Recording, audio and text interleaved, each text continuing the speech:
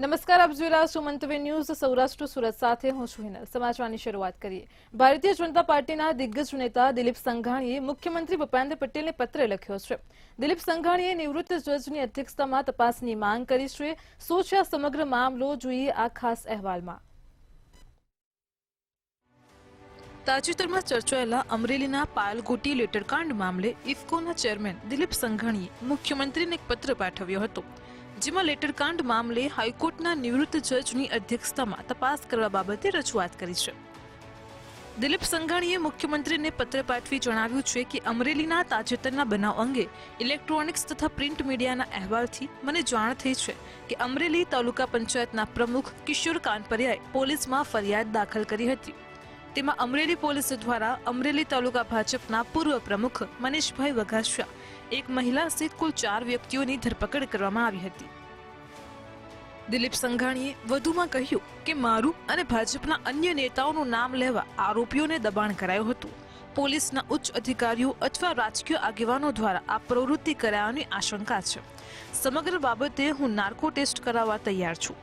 4 આરોપીઓ પણ આ સમગ્ર મામલે નાર્કો ટેસ્ટ કરાવવા તૈયાર છે। અમરેલીના લેટરકાંડ મુદ્દે રાજકારણ ગરમાયું છે, તો બીજી તરફ દિલીપ સંઘાણીએ મુખ્યમંત્રીને પત્ર લખી આ કાંડની પોતે નાર્કો ટેસ્ટ કરાવવા માટે તૈયાર હોવાનો દાવો કર્યો છે। એટલું જ નહીં, સિટિંગ જજ અથવા નિવૃત્ત જજ દ્વારા આ કેસની તપાસ થાય તેવી એક માગણી કરી છે। દિલીપ સંઘાણીએ લખેલા પત્રથી અત્યારે રાજકારણ ગરમાયું છે। ખાસ કરીને જો લેટરકાંડની વિગતો જોવા જઈએ તો અમરેલીમાં જે લેટરકાંડ થયો તેના મુદ્દે મુખ્યમંત્રી ભૂપેન્દ્રભાઈ પટેલને એક પત્ર લખવામાં આવ્યો છે। અમરેલીની પોલીસે કરેલી કામગીરી દબાણ હેઠળ હોવાના પત્રની અંદર આક્ષેપ કર્યા છે। આ ઉપરાંત ફરિયાદીનો પણ નાર્કો ટેસ્ટ થવો જોઈએ તેવી માંગણી પત્ર થકી દિલીપ સંઘાણીએ મુખ્યમંત્રીને કરી છે। સાથે સાથે તેમણે એમ પણ કહ્યું કે હાઈકોર્ટના નિવૃત્ત જજ અથવા સિટિંગ જજ આ કાંડની તપાસ કરે, જેથી સત્ય હકીકત બહાર આવે। જોકે તેમણે એવો પણ ઉલ્લેખ કર્યો કે સરકાર કાયદેસરની કાર્યવાહી કરીને આ કોઈ કોકડું ઉકેલવા માટે મથામણ કરી રહી છે, પરંતુ ભાજપના નેતાઓના જે નામજોગ ઉલ્લેખ થયા છે તે તદ્દન ખોટા છે। મનીષ વઘાસિયાએ કરેલા આક્ષેપો અંગે તેમણે નાર્કો ટેસ્ટ કરાવવાની માંગણી કરી છે। મનીષ વઘાસિયાએ જે આક્ષેપો કર્યા હતા તે બાબતે પણ પોતે નાર્કો ટેસ્ટ કરાવશે તેવી એક વાત પત્ર તરફ દ્વારા મુખ્યમંત્રીને કરી છે। સાથે સાથે ફરિયાદી અને આ કેસ સાથે સંકળાયેલા અન્ય 4 વ્યક્તિઓના પણ સરકાર નાર્કો ટેસ્ટ કરાવે તેવી માંગણી કરી છે। સરકાર મહિલાની રાત્રે જે ધરપકડ કરી હતી તેને છાવરે છે તે બાબત તદ્દન ખોટી હોવાનો ઉલ્લેખ પણ આ પત્રની અંદર દિલીપ સંઘાણીએ કર્યો છે। સરકાર સાચી હકીકત લાવશે અને હાઈકોર્ટના જજ અથવા નિવૃત્ત જજની તપાસ કરે તેવી એક માંગ કરી છે। જો કે દિલીપ સંઘાણીએ લખેલો આ પત્ર અત્યારે ચર્ચાના એરણે છે, ત્યારે અમરેલીનો લેટરકાંડ ફરી રાજકારણ ગરમાયું છે।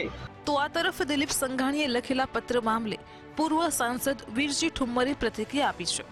તેમણે જણાવ્યું હતું કે આ જે કૃત્ય થયું છે તે ખૂબ ખરાબ અને અમરેલી જિલ્લાને આબરૂને ધૂળધાણી કરનાર છે। સરઘસ સમયે હાજર રહેલા તમામનો નાર્કો ટેસ્ટ થવો જોઈએ। કૌશિક વેકરિયાના પીએનો પણ નાર્કો ટેસ્ટ કરવાની માંગણી તેઓએ કરી હતી। કયા પ્રકારની આ લોકશાહી ચાલી રહી? અંગ્રેજશાહીમાં પણ આ પ્રકારના, રાજાશાહીમાં પણ આવા કોઈ કોડા મારવામાં નહોતા આવતા। એ રીતે એક યુવાનને, હું મનીષને ઓળખતો નથી, પરંતુ યુવાનને મારવામાં આવ્યો, પાયલની હાજરીમાં મારવામાં આવ્યો, અને જે પ્રકારનું કૃત્ય થયું છે એ નાલેસીભર્યું કૃત્ય છે, અમરેલી જિલ્લાની આબરૂને ધૂળધાણી કરનારું કૃત્ય છે। અને છતાંય સાંસદ સુરદેવને ફાટાફોડતારી કરે છે કે માપમાં રહેજો। શું માપમાં રહેવાનું છે? તને તો કોઈ ખબર પડતી નથી, તને વાંચતા નથી આવડતું, તને લખતા નથી આવડતું। હમણાં કોઈ રાણપરિયા એમના ગામના એ કહ્યું કે માત્ર માવા નહીં પણ બીજા બધા શું ધંધા કરે છે, તમારા ગામના વ્યક્તિ બોલ્યા છે। ત્યારે માપમાં તો મારે કેવું છે, સાંસદ તમે રહેજો, માપમાં તો ચૂંટાયેલા પ્રતિનિધિઓ તમે માપમાં રહેજો। આ સમગ્ર ઘટનાની તપાસ નિર્લિપ્ત રાયને સોંપવામાં આવી છે, ત્યારે હવે લેટરકાંડનો મામલો હજુ વધુ ગરમાય તેવા એધાણ વર્તાઈ રહ્યા છે। બ્યુરો રિપોર્ટ, મંતવ્ય ન્યૂઝ। જૂનાગઢ મહાનગરપાલિકાની ચૂંટણીને લઈને સૌથી મોટા સમાચાર સામે આવ્યા છે. મનપા ચૂંટણીમાં ભાજપને વોર્ડ નંબર 3 અને 14માં કોંગ્રેસ ઉમેદવારે સમર્થન આપ્યું છે. વોર્ડ નંબર 12માં કોંગ્રેસ ઉમેદવાર દિલીપ ગલે સમર્થન આપ્યું છે, તો 60માંથી 8 બેઠક ચૂંટણી પહેલા જ બિનહરીફ જાહેર થઈ છે. શહેર ભાજપ પ્રમુખે સત્તાવાર માહિતી આપી હતી. આજે ફોર્મ ચકાસણીની પ્રક્રિયા હતી. વોર્ડ નંબર 11ના અપક્ષ ઉમેદવાર ધર્મેન્દ્ર મોદી ભાજપમાં જોડાયા છે.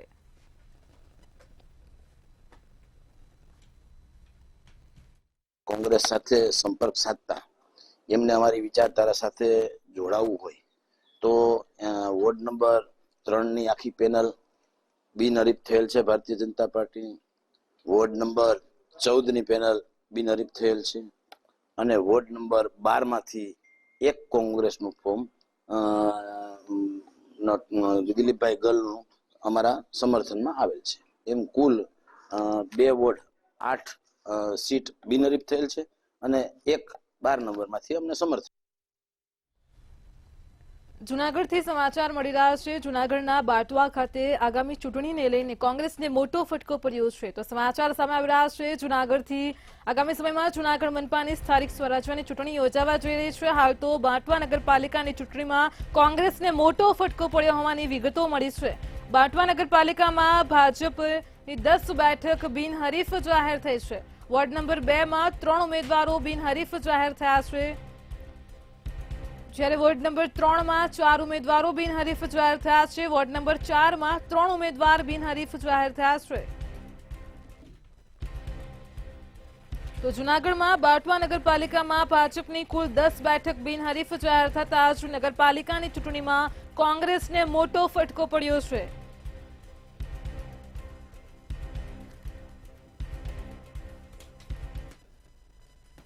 આગામી સમયમાં સ્થાનિક સ્વરાજ્યની ચૂંટણી યોજાવા જઈ રહી છે અને ત્યારે જૂનાગઢમાં ચૂંટણી પહેલા જ ભાજપના ઉમેદવાર સામે વાંધા અરજી રજૂ કરવામાં આવી છે. વોર્ડ નંબર 9માં ઉમેદવાર આકાશ કટારા સામે વાંધા અરજી રજૂ કરાઈ છે.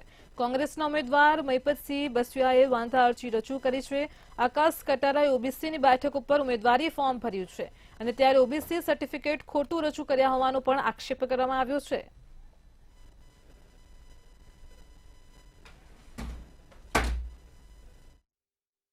જે મારી સામે જે વોર્ડ નંબર 9માં ભારતીય જનતા પાર્ટીમાંથી આકાશભાઈ કરમણભાઈ કટારાએ જે ફોર્મ ભરેલું છે એમણે ઓબીસી સર્ટિફિકેટ રજૂ કરેલું છે. જે સર્ટિફિકેટ કાયદેસર રીતના માન્ય ગણાતું નથી, કેમ કે એ લોકો એસટી એસસી સેલમાં આવે છે.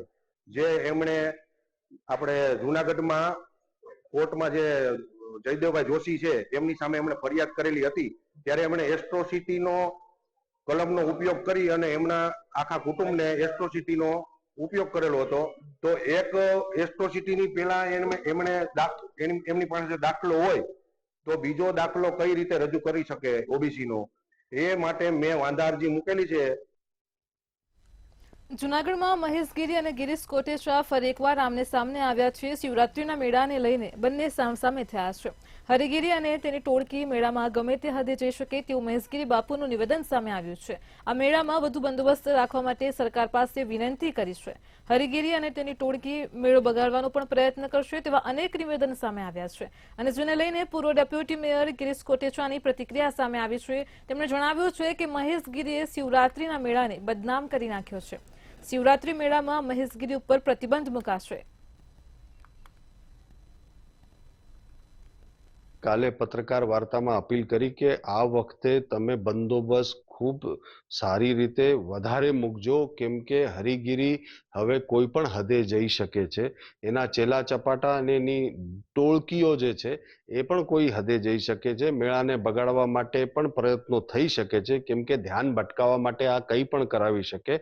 અને પૂરતો બંદોબસ્ત રાખીને આ તકેદારી રાખજો કે મેળો બગડે નહીં. આપણા પરંપરાનો મેળો છે. મેળો દર વર્ષે કેટલા વર્ષે હજારો વર્ષોથી શિવરાત્રીનો મેળો થાય છે. એવા સંતો બહારના આવતા હોય, દર્શન કરીને પગે લાગવાનું મન થાય. દત્તાત્રેય માને પગે લાગવા આવે છે. એને સંતોને જે આવે છે બહારથી એના દર્શન કરવા આવે. પણ મહેશગીરીનો આ વખતે કોઈ ચાન્સ જ નથી, કારણ કે જ્યારે આખા હિન્દુ સમાજના મહામંડલેશ્વરો 8 મહામંડલેશ્વરો ભેગા થઈ અને તને કાઢી મૂક્યો, તેનો ઠરાવ પણ આવી જાય.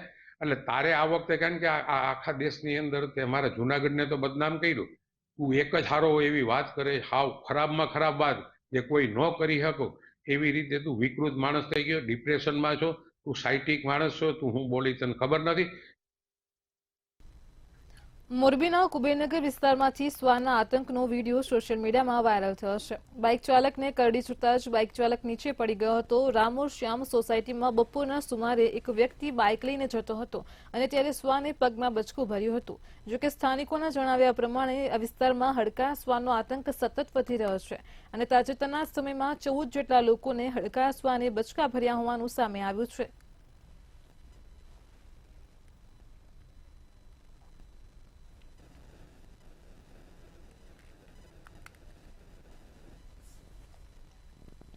રાજકોટ મનપા કમિશનર દ્વારા બજેટ સ્ટેન્ડિંગ કમિટી સમક્ષ રજૂ કરવામાં આવ્યું હતું, જેમાં મિલકત વેરા અને સફાઈ વેરામાં વધારાની સાથે નવો ફાયર ટેક્સ પણ સૂચવવામાં આવ્યો છે, જેને લઈને સ્ટેન્ડિંગ કમિટી દ્વારા બજેટ અંગે અભ્યાસ શરૂ કરવામાં આવ્યો છે, જેમાં બજેટનો ટેક્સ વધારો હટાવવાનો આડકતરો સંકેત આપી દેવામાં આવ્યો છે. સ્ટેન્ડિંગ કમિટીના ચેરમેને જણાવ્યું હતું કે રાજકોટ આપણા સૌનું છે, જનતાને પરવડે તેવું બજેટ રજૂ કરવામાં આવશે.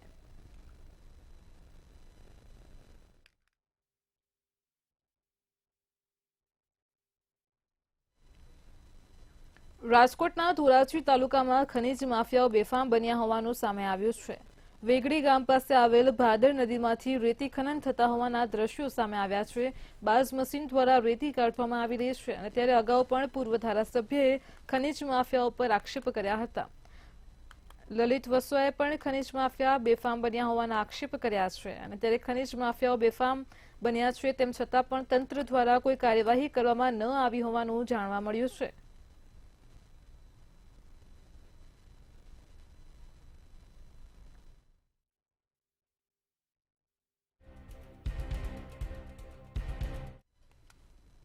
રાજકોટથી પ્રયાગરાજ માટે નવીન વોલ્વો બસની સર્વિસ શરૂ કરવાનો નિર્ણય કરવામાં આવ્યો છે. આવતીકાલથી જ રાજકોટથી પ્રયાગરાજ જવા માટે નવીન વોલ્વો બસની સર્વિસ શરૂ કરાશે. રાજકોટ ખાતેથી શરૂ કરવામાં આવનાર બસોને પ્રથમ અને ત્રીજી રાત્રિએ રહેવાની વ્યવસ્થા બારણ મુકામે કરવામાં આવશે. પ્રતિ વ્યક્તિ પેકેજ રાજકોટથી 8,800 રૂપિયા નિયત કરવામાં આવ્યું છે.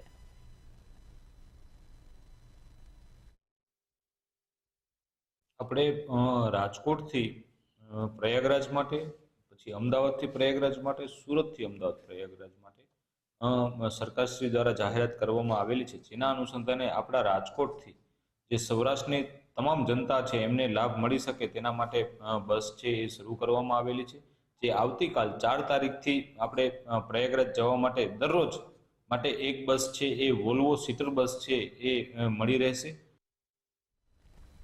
રાજકોટમાં છેલ્લા કેટલાક સમયથી રોગચાળો વકર્યો છે. શરદી ઉધરસના કેસમાં સતત વધારો થતો જોવા મળી રહ્યો છે. ગત સપ્તાહમાં પણ શરદી અને ઉધરસના કુલ 1,032 અને સામાન્ય તાવના 866 દર્દીઓ નોંધાયા હતા. રોગચાળો કાબૂમાં રાખવા માટે ફોગિંગ સહિતની વિવિધ કામગીરી પણ હાથ ધરવામાં આવી છે. સાથે જ લોકોને પણ સાવધાની રાખવા માટે ખાસ અપીલ કરાઈ છે.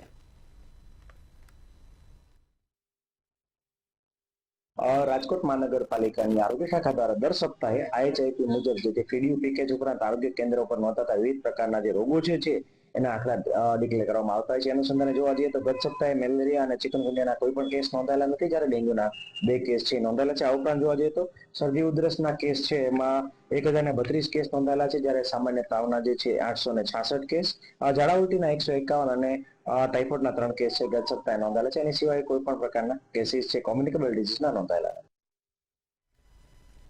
સુરેન્દ્રનગરમાં પંચાયતના પૂર્વ સદસ્ય જ હની ટ્રેપનો ભોગ બન્યા હોવાની ઘટના સામે આવી છે, જેમાં અંગત પળોનો વિડીયો વાયરલ કરવાની ધમકી આપી ખંડણી માંગવામાં આવી હતી. તેમની પાસેથી 10 લાખની ખંડણી માંગી હતી. પંચાયતના પૂર્વ સદસ્ય હની ટ્રેપનો ભોગ બનતા જ ફરિયાદ નોંધાઈ છે.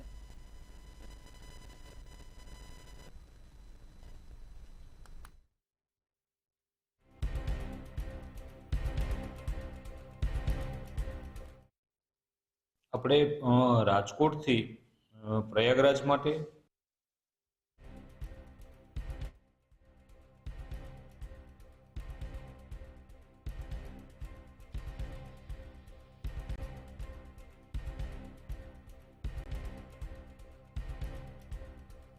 કામના આરોપી એકબીજા સાથે કાવતરું રચી આરોપી માલતી ફરિયાદી સાથે અવારનવાર મોબાઈલ ઉપર વિડીયો કોલથી છોકરી બતાવી લાલચ આપી અને એક છોકરી ઉંમર વર્ષ આશરે 22ની તેઓની સાથે મોબાઈલ સાથે મોકલતા અને તેઓની અંગત પણ મોબાઈલમાં વિડીયો ક્લિપ બનાવી અને એ વિડીયો ક્લિપ મારફતે આરોપી ઇમરાન તથા દશરથભાઈ પટેલ નાઓએ ફરિયાદીને બતાવી તેમની પાસે અંદાજે 10 લાખ રૂપિયાની માંગણી કરેલ હોય.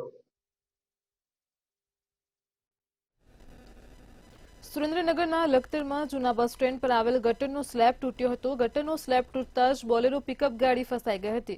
ટ્રાન્સપોર્ટની ગાડી માલ ખાલી કરતી વખતે ગટરનો સ્લેબ તૂટ્યો હતો અને ત્યાં પડી હતી અને જેને લઈને મોટી જાનહાનિ થતા ટળી છે. સ્લેબ તૂટતા જ બોલેરોનું પાછળનું ટાયર ગટરમાં ઉતરી ગયું હતું. ફસાયેલી બોલેરો ગાડીને બહાર કાઢવા માટે જેસીબીની મદદ લેવામાં આવી હતી.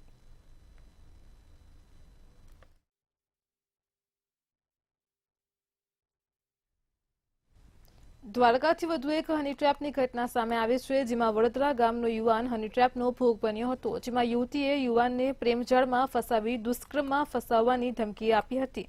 યુવાનને હની ટ્રેપમાં ફસાવીને રૂપિયા 1,13,000 પડાવ્યા હતા. પોલીસે સમગ્ર મામલે 3 આરોપીઓને ઝડપી પાડ્યા છે અને વધુ તપાસ હાથ ધરી છે.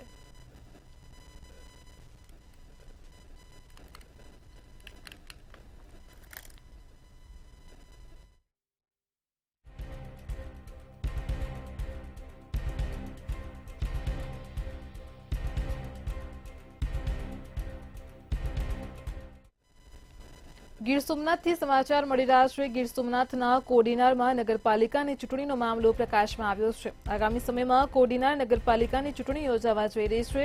હાલ તો ગીર સોમનાથથી તેને લઈને સમાચાર છે. 7 વોર્ડની 28 બેઠક માટે 96 ઉમેદવારોએ ફોર્મ ભર્યા હતા. આજે ચકાસણી દરમિયાન 32 ફોર્મ રદ કરાશે, જ્યારે 64 ફોર્મને જ માન્ય રાખવામાં આવ્યા છે. તો ગીર સોમનાથમાં કોડીનાર માટે નગરપાલિકાની ચૂંટણીમાં 7 વોર્ડની 28 બેઠક માટે 96 ફોર્મ ભરાયા હતા, જેમાંથી 64 ફોર્મ માન્ય રખાયા છે.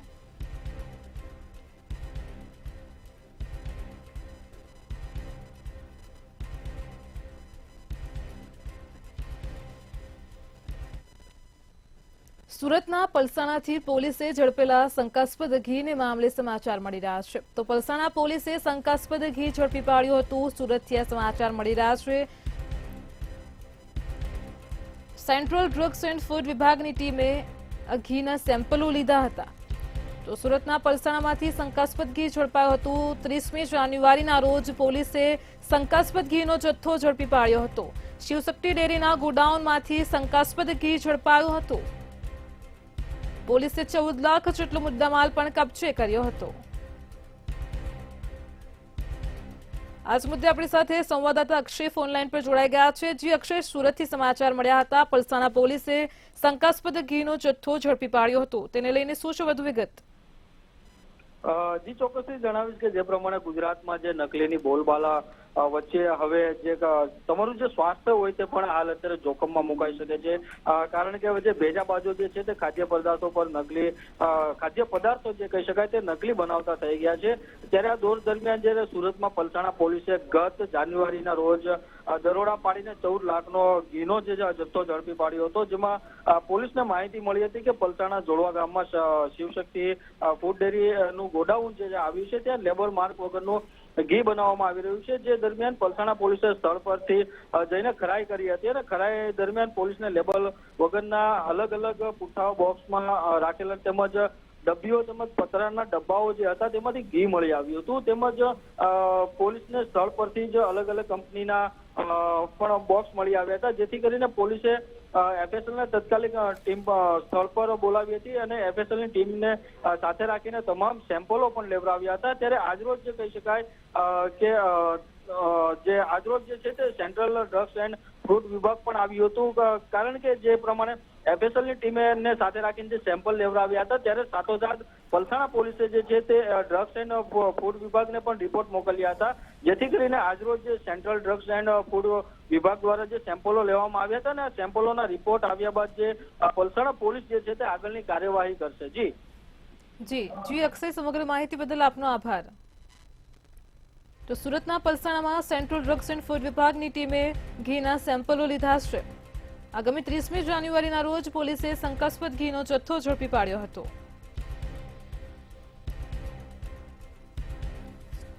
ડ્રગ્સ એન્ડ ફૂડ વિભાગે ઘીના ડબ્બાઓને સીલ કર્યા છે. રિપોર્ટ આવ્યા બાદ પોલીસ આગળની કાર્યવાહી કરશે.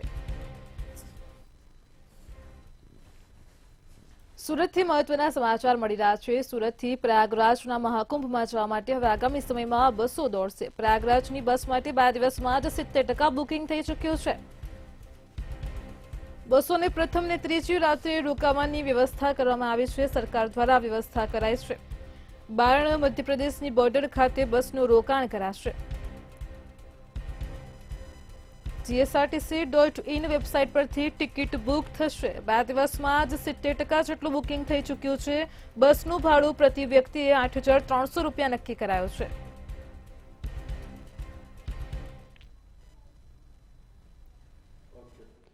GSRTC દ્વારા શ્રદ્ધાળુઓ માટે અનોખી વ્યવસ્થા કરવામાં આવી છે. ખાસ કરીને જે વોલ્વો બસ છે મહાકુંભમાં જવા માટે આયોજન કરવામાં આવી છે. ખુદ જે પીવી ગુર્જર છે વિભાગ નિયામક જે કહી શકાય, આપણે એમની જોડે વાત કરીને એમનું શું કહેવું છે. સર, શ્રદ્ધાળુઓ આતુરતાથી ત્યાં જવા માટે રાહ જોઈ રહ્યા છે. વ્યવસ્થાઓ જ્યાંથી જેમ મળે તેમ તેઓ બુકિંગ કરાવી રહ્યા છે. શું વ્યવસ્થા કરવામાં આવી છે અને કઈ રીતની અને ક્યાંથી? ગુજરાતના માનનીય મુખ્યમંત્રીશ્રી દ્વારા તેમજ માનનીય વાહન વ્યવહાર મંત્રીશ્રી દ્વારા સુરતની જનતા શ્રદ્ધાળુઓને પ્રયાગરાજ મહાકુંભમાં જવા માટે એસી વોલ્વો બસોનું આયોજન કરવામાં આવેલું છે. આ એસી વોલ્વો બસો તારીખ 4થી શરૂ થનાર છે, જે શિવરાત્રી છે ત્યાં સુધી. અને આ જે વોલ્વો બસો છે સવારે 6 વાગે અને એક બીજી છે 6:15. આ 2 વોલ્વો બસો દરરોજની ઉપડશે. આ જે વોલ્વો બસો છે તેનું એક પેકેજ છે કે જે અમારી ગુજરાત GSRTCની જે વેબસાઇટ છે GSRTC.in એના ઉપર જઈ અને પ્રયાગરાજ 2025 ઉપર ક્લિક કરી અને અમારું આ જે પેકેજ છે ડાયરેક્ટ બુકિંગ કરી શકાશે. આ પેકેજમાં પહેલી રાત અને ત્રીજી રિટર્નની રાત આ બે નાઇટનું રેસિડન્ટનું પણ અંદર ઇન્ક્લુડ છે. અને આ જે બસો ઉપડશે જે સુરત મેઇન બસ સ્ટેશન ખાતેથી ઉપડશે અને આનું બુકિંગ અમારા સુરતના જેટલા બસ સ્ટેશન છે ત્યાંથી બુકિંગ કાઉન્ટર ઉપરથી પણ બુકિંગ કરાવી શકાશે. સર, બસો જે રીતના જઈ રહી છે એક બસમાં કેટલી સીટ હશે અને ટિકિટનો દર સામાન્ય નાગરિક માટે કઈ રીતનો રહેશે? આજે અમારી જે વોલ્વો બસ છે 47 સીટર છે અને આની અંદર પેકેજ છે 8,300, જે અમારું એમાં ટોટલી રેસિડન્ટ સાથેનું છે કે જેથી તમે પહેલી જતી વખતે સુરતથી ઉપડી બારણ નાઇટ આઉટ થશે, ત્યાં આગળ હોટલનું બુકિંગ આવશે. ત્યાંથી પછી બીજા દિવસે પ્રયાગરાજ જશે. પ્રયાગરાજથી રિટર્ન આવતી વખતે બારણમાં પાછું ફરીથી નાઇટ આઉટ આવશે, ત્યાં આગળ હોટલનું બુકિંગ મળશે અને ત્રીજા દિવસે પરત અહીં આગળ સુરત ખાતે રહેશે.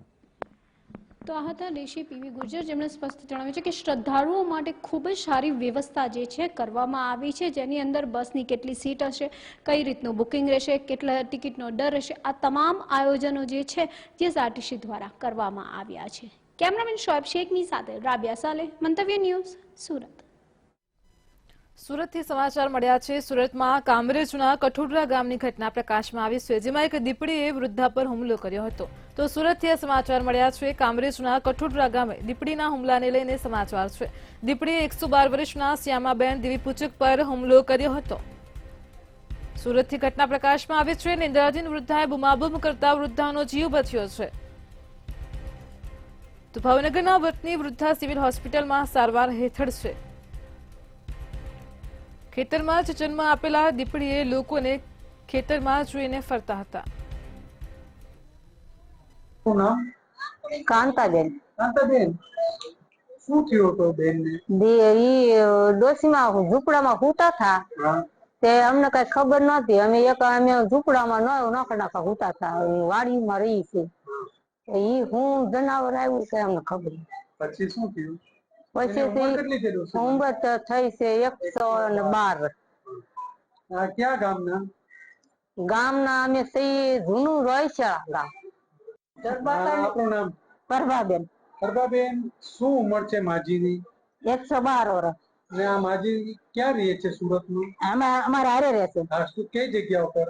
કઠોદરા. અને શું થયું તો માજી? અરે દીપડા સૂચી નાખ્યા. પછી એટલે અમે ભાડ્યું નથી, અમે બાંગુ નાખવા મળ્યા ને અમે થોડી ગયા લાકડું ગોતી તો વાર તો લાગે જ ને, તો ભાગી ગયું એને ઈંધારું હતું થોડુંક ગલો લાઈટ ત્યાં તાકડે વહી ગયેલી. બોટાદથી સમાચાર મળ્યા છે। બોટાદમાં વોર્ડ નંબર 1ની ભાજપની પેનલ બિનહરીફ જાહેર થઈ છે। તો હાલ અત્યારે બોટાદથી સમાચાર મળી રહ્યા છે। ગઢડા નગરપાલિકામાં પ્રતિષ્ઠાભર્યો જંગ જોવા મળ્યો છે। વોર્ડ નંબર 1માં ભાજપની પેનલ બિનહરીફ જાહેર થઈ છે। વિરોધીઓએ સ્વૈચ્છિક ઉમેદવારી ફોર્મ પાછા ખેંચી લીધા છે। તો બોટાદમાં વોર્ડ નંબર 1માં ભાજપની પેનલ બિનહરીફ જાહેર થઈ છે। ભાજપની આખી પેનલ બિનહરીફ જાહેર થઈ છે। ભાજપમાં ખુશીનો માહોલ છે તો કોંગ્રેસમાં સોંપો પડ્યો છે। બોટાદથી આ સમાચાર સામે આવ્યા છે। ગઢડા નગરપાલિકામાં પ્રતિષ્ઠાભર્યો જંગ જોવા મળી રહ્યો છે। વોર્ડ નંબર 1માં ભાજપની આખી પેનલ બિનહરીફ જાહેર થઈ છે। વિરોધીઓએ સ્વૈચ્છિક ઉમેદવારી ફોર્મ પાછા ખેંચી લીધા છે। જામનગર જિલ્લાની ધ્રોલ નગરપાલિકાની આગામી ચૂંટણી પહેલા જ ભાજપમાં આંતરિક વિવાદ સપાટી પર આવ્યો છે। રાજ્યના કૃષિમંત્રી રાઘવજી પટેલના લાંબા સમયના સમર્થક અને ભાજપના કાર્યકર ભીમજી મકવાણાએ મંત્રી સામે ગંભીર આરોપ મૂક્યા છે। ભીમજી મકવાણાએ સોશિયલ મીડિયા પર વાયરલ કરેલા પત્રમાં આક્ષેપ કર્યો છે કે અગાઉની ચૂંટણીમાં કૃષિમંત્રીએ બહુજન સમાજ પાર્ટીનું મેન્ડેટ ખરીદીને ભાજપના ઉમેદવાર સામે બસપાનો ઉમેદવાર ઉભો રાખ્યો હતો।